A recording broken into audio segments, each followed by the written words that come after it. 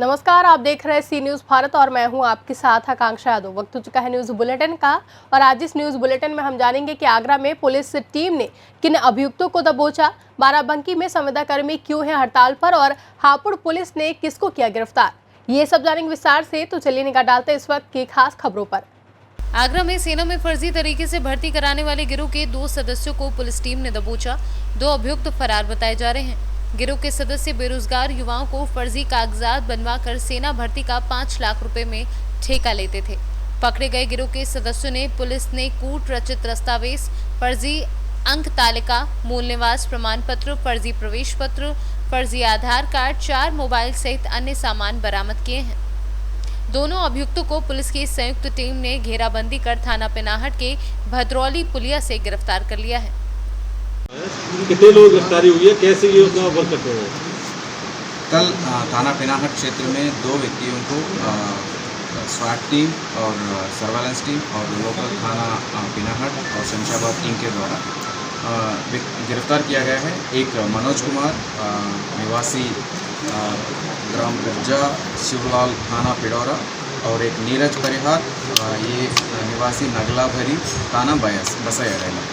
तो इन दोनों के अलावा और 2 व्यक्ति हैं जिनको वांछित किया गया है। एक दीपू उर्फ दीपक यादव है और एक साधु यादव उर्फ दीपक यादव। ये दोनों भी एक पेनाहट का रहने वाला है और एक इंदापुरा इटाइला थाना बा का रहने वाला है। तो इन लोगों ने जो विगत दिनों में जो हुआ आर्मी भर्ती, इसमें इन लोगों ने घोटाला करने का सूचना मिली है। सूचना के ऊपर अपना स्वाट टीम और सर्वेलेंस टीम और थाना पेनाहट की टीम, शमशाबाद टीम काम किए हैं और काम करते हुए इन दोनों को गिरफ्तार किया है। और इन लोगों से फर्जी के जो फोर्ज डॉक्यूमेंट्स है वो मिला है, आधार कार्ड, स्कूल सर्टिफिकेट्स इत्यादि। सो इस डॉक्यूमेंट्स के आधार पर इन लोगों के खिलाफ 419, 20, 467, 68, 471 धाराओं में मुकदमा पंजीकृत किया गया है और जल्दी जो बाकी जो फरार अभियुक्तों को गिरफ्तार कर मेरी कार्रवाई की जाएगी। किस तरीके से काम किया करते थे? क्या डॉक्यूमेंट्स फॉर्ज कराते थे या कैंडिडेट सोच कराते थे या इनके अंदर कॉन्टैक्ट्स थे जिसमें डायरेक्ट भर्ती कराते थे? इन लोगों का मोडस ऑपरेंडी इस तरह से होती है, एक कोचिंग इंस्टीट्यूट चलाते हैं या बच्चे जो कोचिंग इंस्टीट्यूट चलते हैं उन लोगों के टच में आते हैं और उन लोगों को चाहे एज में एडजस्ट करनी है या ऑलरेडी किसी और एरिया से दूसरे एरिया में भर्ती होना है तो उसका एड्रेस एडजस्ट किया जाता है।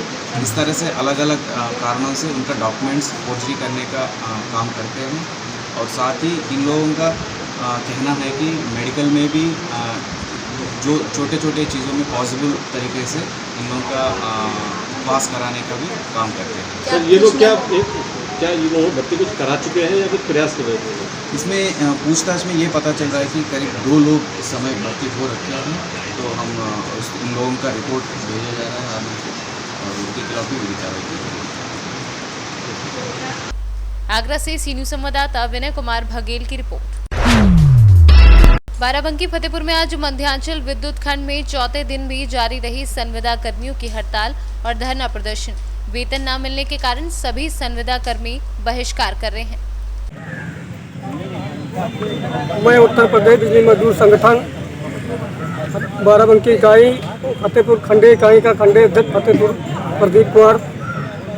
मेरे संविदा कर्मचारियों की समस्या है कि समय से वेतन नहीं दिलाया जा रहा है और 19 तारीख से आज 22 तारीख हो गई है, कार्य बहिष्कार धरना चल रहा है और धीरे धीरे लाइनें बाधित हो रही हैं, जो समस्या पब्लिक को हो रही है।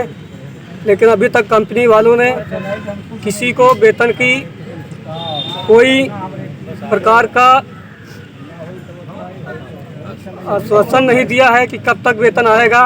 लेकिन हम लोग संविदा कर्मचारी भी ठान लिए हैं कि जब तक वेतन नहीं मिलेगा तब तक यही कार्य बहिष्कार चलता रहेगा और जो कार्य बिजली चल रही है वो चलती रहेगी, जो बाधित होगी वो बंद रहेगी। मैं उदय सिंह विद्युत मजदूर संगठन बाराबंकी के तहसील फतेहपुर इकाई का उपाध्यक्ष और मैं ये कहना चाहता हूँ कि 19 तारीख से दिनांक 19/3/2021 से हम सभी संविदा साथियों का अनवरत धरना प्रदर्शन जारी है वेतन न मिलने के कारण और ये यथावत जारी रहेगा वेतन आज 22 तारीख हो रहा है और वेतन अभी तक वेतन का भुगतान नहीं हुआ है हमारे भाइयों हमारे साथियों का। और जब तक ये भुगतान होता नहीं है तब तक कि ये धरना प्रदर्शन हम लोगों का जारी रहेगा, अनवरत जारी रहेगा। और यहाँ तक कि अगर आगे चल के अगर हम लोगों को बिजली व्यवस्था जो थोड़ा सा जो अच्छे ढंग से चल रही है, अगर उसमें भी अगर ये इसी तरह चलता रहा धरना प्रदर्शन तो उसमें भी दिक्कतें आ सकती हैं। और मैं यही कहना चाहता हूँ अधिकारियों ने भी हम लोगों का समर्थन करना किया भी, और वो करें भी तो क्या करें, लेकिन कंपनी को कोई सूझ नहीं है। और कंपनी आज 4 दिन हो रहा है धरना प्रदर्शन करते हुए, लेकिन कंपनी की तरफ से अभी तक कोई आश्वासन नहीं मिला। 223 कर्मचारी हैं हमारे खंड में, जिनमें से अभी तक 32 लोगों का वेतन आया हुआ है और बाकी ये कंपनी कुछ नहीं करना चाह रही है, न वेतन देने के नाम पे बेवकूफ़ बना रही है। बाराबंकी से सीनियर संवाददाता मोहम्मद गुफरान की रिपोर्ट।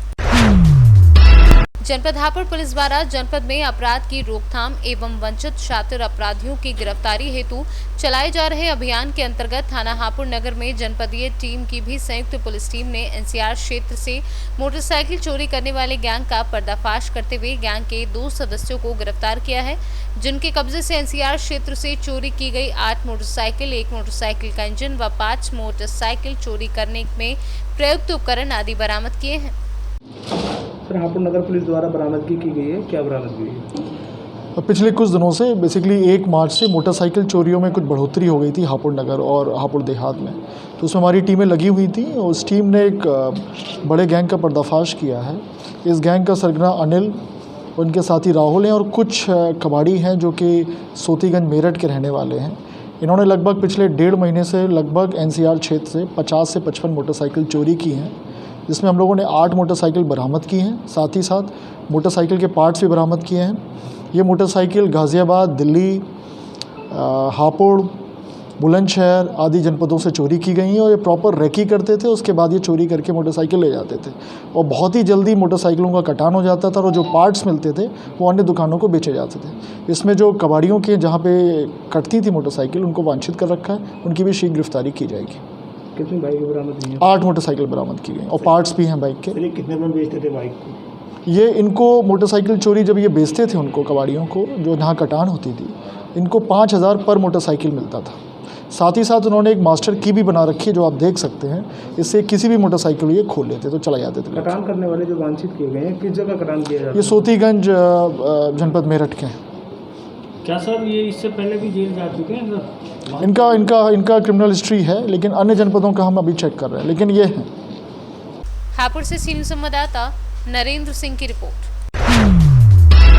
बेटमा के श्रमोदय विद्यालय की सोशल मीडिया पर खबरें चल रही थी, जिसमें एक शिक्षिका के कोरोना पॉजिटिव निकलने पर विद्यालय के 15 बालक बालिकाओं को बीमार बताया जा रहा था, जिसमें सर्दी, जुकाम एवं कोरोना संक्रमण जैसे लक्षणों को दर्शाया गया था। श्रमोदय विद्यालय के प्राचार्य एमएच खान ने इन सब खबरों को लेकर मीडिया को बताया कि हमारे विद्यालय की जो शिक्षिका है वह 12 दिनों से छुट्टी पर अपने घर पर थी। शिक्षिका की तबीयत खराब होने पर उन्होंने कोरोना जांच करवाई, जिसमें उनकी रिपोर्ट पॉजिटिव आई है। उन्हें भोपाल के हॉस्पिटल में एडमिट किया गया है। वहीं हमें इसकी सूचना मिली तो हमने हमारे विद्यालय के जितने भी लोग शिक्षिका के संपर्क में थे उन सभी लोगों की कोरोना जांच करवाई है, जिसमें इन सभी लोगों की रिपोर्ट नेगेटिव आई है। वहीं जो बालक बालिकाओं की तबीयत खराब को लेकर अफवाहें चल रही थी, उसमें भी हमने बेटमा सामुदायिक स्वास्थ्य केंद्र में सभी बच्चों का जनरल चेकअप करवाया है, जिसमें सभी बच्चे स्वस्थ पाए गए हैं। प्राचार्य श्रमोदय आवासीय विद्यालय बेटमा इंदौर, हमारे यहाँ की एक मैडम जो कोरोना पॉजिटिव हुई हैं, वो तकरीबन 10 से 12 दिन पहले से छुट्टी पर थी। उनके गृह जनपद से ये सूचना प्राप्त हुई कि उनको कोरोना पॉजिटिव हो गया है। तत्पश्चात उस ब्लॉक के अंदर जहाँ पर विद्यालय में अन्य शिक्षक भी रहते थे अलग अलग आवास के अंदर, उन 10 शिक्षकों का हमने तुरंत कोरोना टेस्ट करवाया, जो कि नेगेटिव आया है। और नेगेटिव आने के बाद फिर भी हमने अपने शिक्षकों को 7 दिन के लिए आइसोलेट करके उनको क्वारंटीन कर दिया गया है, जिनका कल पूरा हो रहा है। बाकी शेष बच्चे विद्यालय के समस्त स्वस्थ हैं, कहीं कोई प्रॉब्लम नहीं है और वो अपने सदन में मुर्तियाबाद कर रहे हैं। मैं भी आज अपना वैक्सीनेशन कराने आया हूँ, मैं और अपनी पत्नी के साथ। जय हिंद। इंदौर से सीनियर संवाददाता सुरेश बैरागी के साथ रेखा बैरागी की रिपोर्ट। आज ललितपुर में मिशन शक्ति के अंतर्गत महिला सशक्तिकरण को लेकर योगी सरकार के 4 वर्ष पूर्ण होने के उपलक्ष्य में बालिकाओं व महिलाओं को जागरूक करने के लिए पुलिस लाइन से तुवन मंदिर प्रांगण तक जागरूकता रैली निकाली गई, जिसमें महिलाओं व बालिकाओं ने सहभाग किया। सीओ सदर इमरान अहमद एवं कोतवाली प्रभारी संजय शुक्ला व कार्यक्रम आयोजक मंडल की महिलाएं उपस्थित रहीं। बालिकाओं को आत्मनिर्भर बनाने एवं स्वयं की रक्षा करने के बारे में जानकारियां दी गई। आज मिशन शक्ति द्वारा माननीय मुख्यमंत्री जी के द्वारा 4 साल का पूरा कार्यकाल हुआ है। इसमें मिशन शक्ति के उपलक्ष्य में स्कूल से जूडो कराटे समाज सेवी सभी बहनें उपस्थित हुई हैं। मुख्यमंत्री जी ने 4 साल इसलिए हम लोगों ने एक महिला जागरूक का कार्यक्रम किया है। इसमें महिला शक्ति और बेटियों को बहुत ही अच्छे गुण हुनर सिखाए जाएंगे। इसमें कई बेटियां हमारी जूडो कराटे जैसे कई चीज़ों से अपनी सुरक्षा, अपनी जान रक्षा और आत्मनिर्भर बनने के लिए कई कार्य किए गए हैं। क्या कार्यक्रम था और किस तरह से आयोजित किया गया? आज हमारे पुलिस लाइन मंदिर में महिला शक्ति का कार्यक्रम हुआ, जो मिशन शक्ति का, तो वहाँ बेटियों के लिए आत्मनिर्भर बनाने के लिए हम लोगों ने जागरूक किया। और आज हमारी जो बेटियों के लिए मुख्यमंत्री जी ने इतना बड़ा कदम उठाया कि सफलतापूर्वक 4 वर्ष पूर्ण होने के संदर्भ में पुलिस विभाग ने मिशन शक्ति के तहत कार्यक्रम आयोजित किया, जिसमें महिलाओं को सेल्फ डिफेंस की वर्कशॉप पुलिस लाइन ललितपुर में दी गई, जिसमें पुलिस अधीक्षक महोदय ने अध्यक्षता की। और इसके उपरांत महिलाओं की एक रैली, बच्चियों की एक रैली जिन्होंने सेल्फ डिफेंस की वर्कशॉप की, उनकी एक रैली हमारे पुलिस लाइन प्रांगण से तुवन मंदिर के मैदान में आकर संपन्न हुई। ललितपुर से सी न्यूज़ संवाददाता राहुल साहू की रिपोर्ट। एक बार फिर से उत्खनन का कार्य प्रारंभ हो चुका है। काशी हिंदू विश्वविद्यालय में प्राचीन भारत के इतिहास पर शोध कर रहे छात्रों के निर्देशन में चल रहे इस कार्य के दौरान अभी तक कोई अवशेष नहीं मिले हैं, लेकिन जिस तरह से खुदाई का कार्य चल रहा है उसको लेकर छात्रों में काफी उत्साह है। छात्रों की माने तो ऐतिहासिक रूप से ये स्थान काफी महत्वपूर्ण है। यहाँ बॉक्स 2019 में खुदाई के दौरान कुल 8 मानव कंकाल मिले थे, जिसके बाद ये स्थल पुरातात्विक दृष्टिकोण से पूरे विश्व में चर्चा का विषय बन गया था। बीच में कोरोना संक्रमण के कारण रोक दिया गया था, लेकिन एक बार फिर से इस स्थल की खुदाई का कार्य प्रारंभ हो चुका है। अब देखना होगा कि इस बार की खुदाई से प्राचीन भारत के इतिहास की जानकारी सामने आती है या नहीं। अच्छा, सकाश गांव में एक बार फिर से उत्खनन का कार्य शुरू हो गया है। क्या उद्देश्य है इसके पीछे, उत्खनन के पीछे? उत्खनन के पीछे ये उद्देश्य है कि हम कहीं ना कहीं बिहार की जो एक प्राचीन परंपरा है उसको पुनः जानें, उसको अपने जीवन में संजोएं और उस प्राचीन परंपरा को अनवरत लगातार भविष्य में अपने आने वाली पीढ़ी को एक सुसंस्कृत ज्ञान देने का प्रयास किया जा रहा है। और यहाँ से अच्छे एविडेंस आप जानते हैं कि 2019 में जब एक्सकेवेशन हुआ था, उत्खनन हुआ था, तो उस समय हमें बहुत अच्छे प्रमाण मिले थे, बरियल्स मिले थे।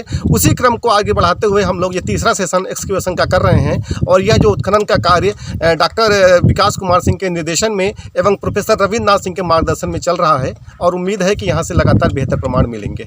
अच्छा, जो मानव कंकाल मिले थे 2019 के उत्खनन में, उस पर अभी क्या चल रहा है? मानव कंकाल जो मिले थे उसका DNA के लिए सैंपल गया हुआ है और प्लस उसके स्केलेटन के स्टडी के लिए डेक्कन कॉलेज से वीना मुशर्रफ मैम अनवरत उस पर काम कर रही हैं। और DNA सैंपल में जो है नीरज सर हैं, नीरज राज सर, वो है बीरबल साइंस इंस्टीट्यूट जो है पैलियोबॉटनी इंस्टीट्यूट ये लखनऊ, वहाँ से वो काम कर रहे हैं। जल्द ही जल्द जो है कुछ बेहतर प्रमाण आने की संभावना है। अच्छा, अभी तक जो भी यहाँ पर अवशेष मिले हैं वो अवशेष ऐतिहासिक रूप से कितना महत्वपूर्ण है? निसंदेह ऐतिहासिक रूप से बहुत महत्वपूर्ण है, क्योंकि ये आपका सोन और जो ये रोहतास का बेल्ट है प्रागैतिहासिक काल से महत्वपूर्ण रहा है। लेकिन यहाँ पर हमें जो एविडेंस मिल रहे हैं इस पर्टिकुलर सकाशपुरा स्थल में, ये हमें जो है न्यूलिथिक से लेकर चैल्कोलिथिक तक यानी नवपाषाण काल से लेकर ताम्रपाषाण काल तक के स्पष्ट प्रमाण देते हैं। क्योंकि इसी के बगल में एक सिनवार साइट है यहाँ से 4-5 किलोमीटर दूर, वहाँ से भी हमें प्रारंभिक मानव के, कृषक मानव के प्रमाण मिले हैं। उसी संदर्भ में इसको भी देखा जा सकता है। परिचय आपका? मैं डॉक्टर सुदर्शन चक्रधारी सिंह, रोहतास से सी न्यूज़ संवाददाता पंकज कुमार की रिपोर्ट। फिलहाल के लिए न्यूज़ बुलेटिन में बस इतना ही। देश और दुनिया की तमाम बड़ी खबरों के लिए देखते रहे सी न्यूज़ भारत।